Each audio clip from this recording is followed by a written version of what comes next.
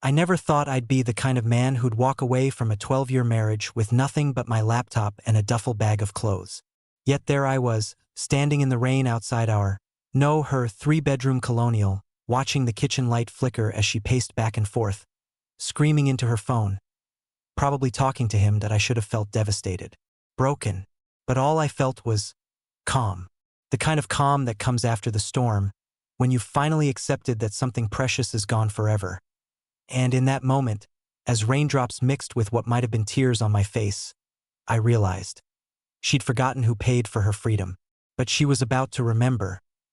Looking back, there were signs from the beginning. That's the thing about love, though. It has a way of blurring red flags into romantic challenges. We'll overcome this together, I think.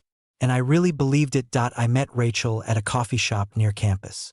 Classic, right? I was finishing my MBA, working 2 jobs to pay for it. She was, well, drowning. 26 years old with $87,000 in credit card debt spread across 8 different cards, a half-finished psychology degree she'd abandoned, and a job at a boutique that barely covered her rent. "I don't know why I'm telling you all this on a first date," she said, laughing nervously as she stirred her latte. "I guess I'm just tired of pretending my life isn't a complete disaster." I remember thinking how refreshingly honest she was, how different from the other women I dated who presented polished versions of themselves. "We all have disasters," I told her. "The question is whether you want to fix it." She looked at me with those hazel eyes that would eventually become both my weakness and my strength. "Ido, I just don't know how." I didn't know then that I just volunteered for the job. 3 months later, we were sharing my 1-bedroom apartment. 6 months after that, we were married at the courthouse with just my parents and her sister as witnesses. My parents thought we were rushing. They were right, of course, but I was certain I'd found my person, the one worth sacrificing for. And sacrifice I did. I took the corporate job I'd sworn I'd never take. 60-hour weeks at a finance firm where the partners called at 2 a.m. expecting immediate responses. I hated every minute of it, but the money was good. Good enough to start tackling Rachel's debt while paying for our modest life together. "This is temporary," I'd tell myself during late nights at the office, staring at spreadsheets until my vision blurred. "Just until we get ahead." Rachel was grateful at first. She'd leave little notes in my lunch bag, send texts throughout the day. "You're my hero and I don't deserve you." Looking back, I should have paid more attention to that second one. At night, she'd show me sketches for the clothing line she dreamed of creating. "Once we're out of debt," she'd say, "I'm going to make this happen." I believed in her talent. I believed in her dreams. I believed in USSO when she came to me 2 years later, debt-free but restless, and said she wanted to go back to school for fashion design. I didn't hesitate. "Let's make it happen," I said. And we did. Do you know what it's like to put someone else's dreams ahead of your own for so long that you forget what your dreams even were? To watch someone you love flourish because of your sacrifice, while a small, ugly part of you wonders when it will be your turn. I'd never admit this to anyone else, but there were nights I'd lie awake next to Rachel, listening to her peaceful breathing, and feel a twinge of resentment. Not because I regretted supporting her, I didn't, but because I was starting to disappear. Mark Stevens, husband, provider, enabler of dreams. But who was I beyond that? Rachel graduated with honors. I threw her a surprise party at our apartment. Bigger now, in a better neighborhood, but still modest because we were saving for her business. Her friends toasted her success. Her professors praised her talent. And I stood in the corner, the proud husband, watching her shine. That night, as she fell asleep against my chest, she whispered, "I couldn't have done any of this without you." I should have recorded that moment, played it back to her 3 years later when she apparently forgot. Ratchwear launched with a small collection of sustainable, affordable workwear for women. Rachel had found her niche, clothes that helped women feel confident and comfortable, regardless of body type or budget. I emptied my 401k to fund the startup costs. My accountant called me an idiot. My father asked if I'd lost my mind. But Rachel had a vision, and after all these years of watching her work toward this moment, how could I not bet on her? The first year was brutal. Our apartment became a warehouse/office/studio. I'd come home from my corporate job to find fabric samples covering the dining table, half-dressed mannequins blocking the hallway, and Rachel in the same clothes I'd left her in that morning.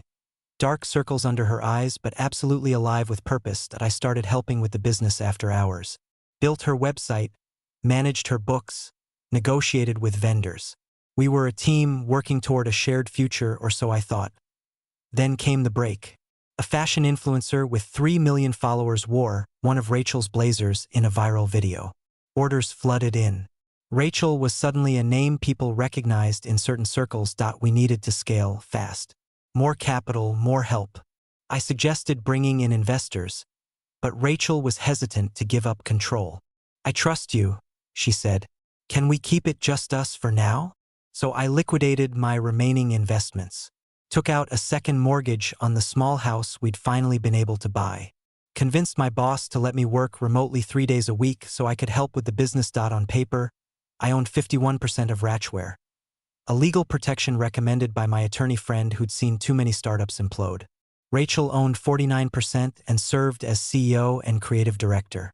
In reality, it was her company, her vision, her moment, and I was thrilled to be the man standing behind her success. Success changes people. That's what they say, right? But that's not quite accurate. Success doesn't change people, it reveals them. The first sign was subtle. Rachel started staying out later, networking at industry events. Making connections, she called it. I understood. This was her world now, and she needed to be seen. Then came the little digs. "You could try wearing something besides those worn-out button-downs to the investor meeting. Maybe don't mention you work in corporate finance when you meet the creative team. Could you just stay in the background at the fashion show? This is a really important moment for the brand." I told myself she was just stressed. The business was growing faster than we could manage. We were hiring employees, moving into a real office space, getting mentioned in fashion magazines. Then came the night of the industry awards. Rachel was nominated for Emerging Designer of the Year.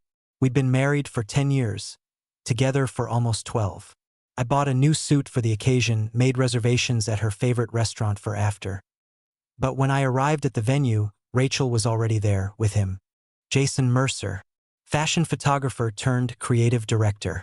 The man who'd shot Rachel's latest collection. Tall, artistically disheveled, impeccably connected. "Oh, Mark, you made it," Rachel said, her smile not quite reaching her eyes. "You know Jason, right?" The way she said his name, the way she didn't quite meet my gaze, the way she'd positioned herself, slightly closer to him than to me, her body angled away from mine, that I knew immediately. Have you ever had a moment where time seems to split? Where you can see with perfect clarity the moment your life divides into before and after? I went through the motions that night, smiled at the right moments, applauded when Rachel accepted her award, shook hands with industry people whose names I instantly forgot, all while watching my wife and her colleague exchanging glances they thought were discreet. Later, when I suggested our dinner reservation, Rachel seemed surprised. "Oh, there's an after-party at Lubain. Everyone's going." I assumed we would too. Everyone, including Jason. "You go ahead," I said. "I'm tired. Been a long week." The relief on her face was unmistakable. "You sure? I won't be too late." She was home at 4:37 a.m. I know because I was awake, staring at the ceiling, thinking about the last 12 years of my life. I didn't confront her immediately. Maybe that was my mistake, or maybe it was the smartest thing I've ever done. Instead, I watched and listened and started making plans. Rachel was careless, leaving her phone unlocked, taking work calls in the bathroom with the shower running, coming home with stories that didn't quite add up. 3 weeks after the award ceremony, I knew for certain. My wife was having an affair with Jason Mercer. And from the text messages I shouldn't have read but did, it had been going on for months. That he gets me in a way Mark never could. We're from the same world. Once the new collection launches, I'll figure out what to do about my situation. My situation. That's what our marriage had become. The pain was physical. A hollow ache behind my ribs that made it hard to breathe. But beneath the pain was something else. Something cold and clear and focused. I called Robert, my attorney friend. Remember that company structure we set up for Ratchware? I asked when he picked up. I need to understand exactly what it means. I didn't sleep much those next few weeks. During the day, I was the supportive husband/business partner, helping prepare for the launch of Rachel's biggest collection yet. At night, I was methodically putting my affairs in order. Rachel was too consumed with the collection launch and with Jason to notice anything different. And honestly, I didn't act any different. I'd perfected the art of being the steady, reliable presence in her life. The foundation she could stand on while reaching for stars. The foundation she'd forgotten was there. The new collection was set to launch on a Thursday. On Tuesday night, Rachel didn't come home at all. Didn't call. Didn't text. Just didn't come home. When she walked in Wednesday morning, wearing yesterday's clothes with her hair pulled back in a hasty ponytail, she froze seeing me at the kitchen table. "Mark, I thought you'd be at the office."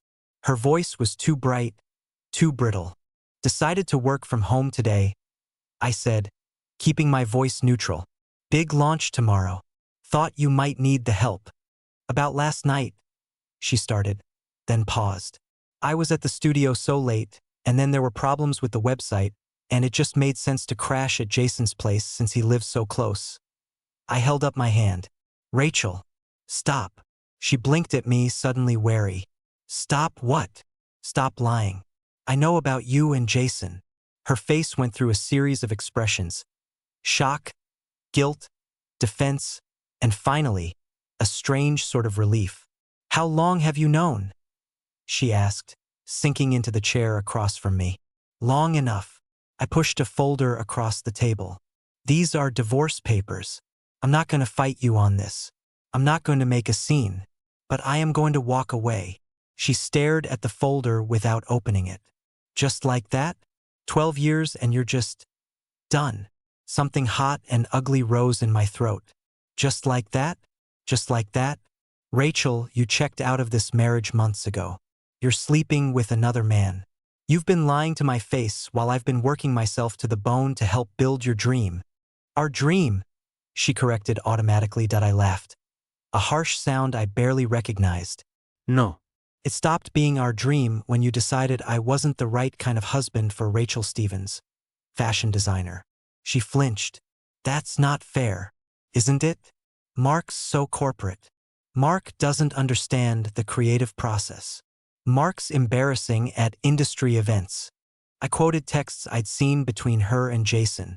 "You're ashamed of me, the man who paid off your debt, who funded your education, who emptied his retirement account to start your business, who has stood behind you every step of the way. I'm grateful for all of that," she whispered. "I am. But people grow apart. We want different things now." "No," I said, suddenly tired. "You want different things. You want Jason with his connections and his creative sensibilities and his understanding of your world. So take him. The apartment's yours. The furniture. Take it all.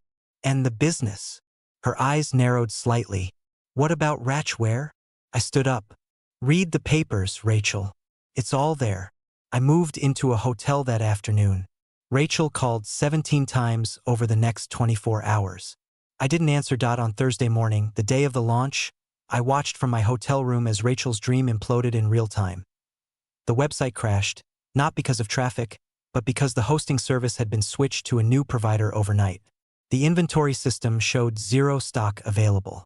The promotional emails scheduled to go out never did. And the pop-up store that was supposed to open in Soho? The lease had been terminated with a substantial penalty. By noon, Rachel was frantic. Her calls came every few minutes now. I finally answered. "What the hell is happening?" she screamed, her voice breaking. "Everything's falling apart." "Read the papers, Rachel," I said calmly. "It's all there. There's nothing in these papers about sabotaging the business," she shouted. "How could you do this? This isn't just about me. We have employees." "Check section 4.3, I replied. "Assets and ownership." There was silence, then the sound of papers rustling. This can't be right," she finally said, her voice small. It is. I own 51% of Ratchware Incorporated. You own 49%. It's been that way from the beginning. I kept my voice level. And as majority shareholder, I've made some executive decisions. You can't do this, she whispered. I already have. But don't worry, I haven't destroyed your dream. I've just paused it. The company, the brand, the designs, they're all still there. Just under new management. New management? What does that mean? It means I'm selling my stake to Landmark Brands. The deal closes tomorrow. They'll keep the creative team, honor the supplier contracts. But they'll bring in their own CEO. You're selling my company. Her voice rose in pitch. Without even talking to me? Our company, I corrected, echoing her words from earlier. And yes, just like you decided to blow up our marriage without talking to me. This is different. This is my life's work. And what was our marriage? Rachel? What was I? She didn't answer.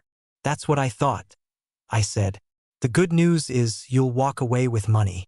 Your share of the sale will be transferred to your account. It's a fair deal. I don't want money, she cried. I want my company. And I wanted my wife, I said quietly. We don't always get what we want. The fallout was exactly what you'd expect. Rachel hired a lawyer, who quickly confirmed there was nothing she could do. The company structure was legitimate. The sale was legal. She was, quite literally, getting exactly what she was entitled to, 49% of the proceeds. Jason, unsurprisingly, disappeared from the picture once Rachel was no longer the up-and-coming fashion designer with her own successful label. Turns out he had quite the history of attaching himself to rising stars, benefiting from their success. Then moving on. I heard through mutual friends that Rachel moved back to her hometown 6 months later. Started over with a small design studio. No employees, no investors, no Jason. Just her talent and the settlement money from the sale. Sometimes I check her Instagram. She's posting sketches again. Simple designs like when we first met. She looks tired in her photos, but there's something authentic in her expression that had been missing during the Ratchware years. As for me, I took my share of the sale and did what I'd always wanted to do before life took a different turn.